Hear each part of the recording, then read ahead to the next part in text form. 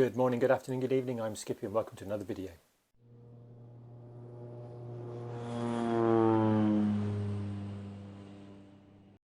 Okay, it's always good when we get to start a new build. Unfortunately, I'm getting the privilege of doing a new build because if you've watched my last video of the FW190 Maiden again, it didn't go quite as well as I'd hoped. She flew, but I've had a few difficulties, had a heavy landing, and this time the damage was going to be a bit of a big faff to repair. So the benefits of that is take the electrics out of that one and build a new kit. So, as you'll know from the title, the new kit I'm going to build is the Guillow's FW190. This is the laser cut version, which means it'll be much nicer to put together. I managed to get this off eBay at a really good price, not the full price that is now starting to hit the pocket these days, but probably a third of the price, which was good. So yeah, it's been sat here waiting for the opportunity to be built. The 109's gone down. I don't have a German WWII aircraft now, so the FW190 seems the right kit to build next. As always, going through the box, you've got the usual standard plan. You've got the instructions on how to build it. This tells you what you can do for a safe alternative for doping, paper bits to go inside, decent quality tissue paper, which is nice, decals, and as usual I won't be using these ones. Got the plastic components again, which I won't be using because that's for control line. Then looking at the wood, nice quality strip wood, plastic components including the radial engine piece, nice large clear canopy, and then the balsa all nicely wrapped still, as you can see laser cut, so nice crisp lines, so that'd be easy to pop out. Then you've got obviously the strip balsa there, the wire and the vinyl pieces. So a good condition kit. It was a good price off eBay, as I said, so I can get building. So learning from my mistakes, I need to try and lighten the rear end of the model. So I am, rather than using the solid strip balsa, which I've done in the past, I'm actually going to build it almost as per the plan. But because this is really just a near scale, I'm not going to do the exact elevator pieces, I'm just going to do straight across. So I'll build it such that, yes, it is done from the strings in the middle, same with the rudder from the tail plane, but I won't have these extra cutouts, I'll just have a nice straight piece down. So it will all work, but hopefully it will be lighter. Trying to build all these kits so that I can use the same components, the same batteries. So this is the battery I'm going to be using, which I've used on all the other models. As you can see from the fuselage body, it's actually quite a decent size. All my other kits so far, I've positioned the battery like that. Can be a bit of a faff or a fiddle to get in and out. So what I'm thinking this time, I might try and create an actual battery bay or slot. When you look at the battery inserted into the model as the fuselage would be, it means I can have the hatch just across these three formers. Again, I'll probably just have it as high up as I can.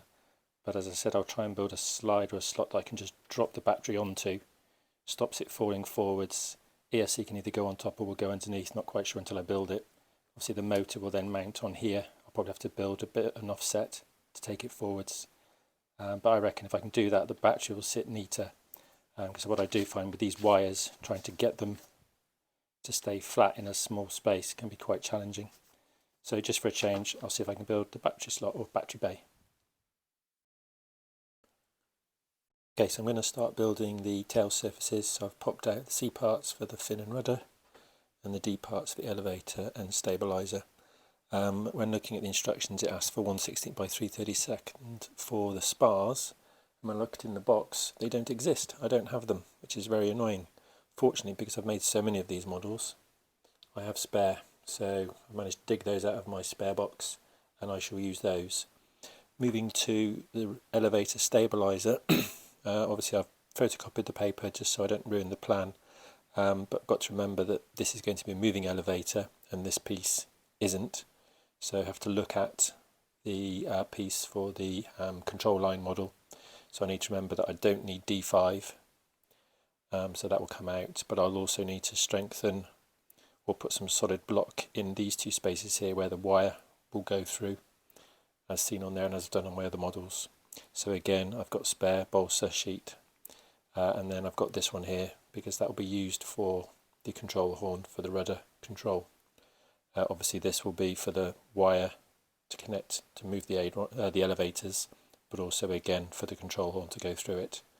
So it's always worth keeping your spare balsa because you never know, you might be a bit short on your next model.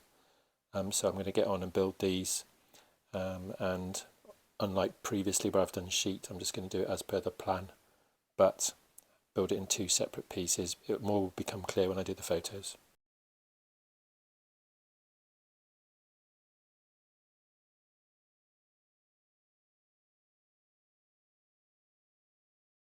Here we have the tail sections pretty much complete.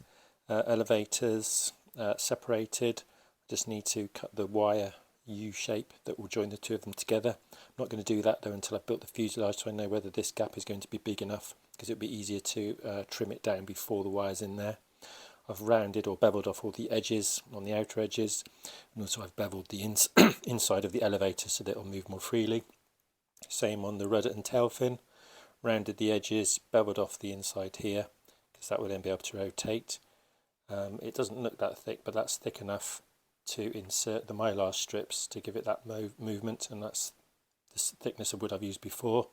I've added in the infills here, and on the elevator for where the control horn will go, and obviously on the elevators it's where the wire rod will go to attach the two of them together.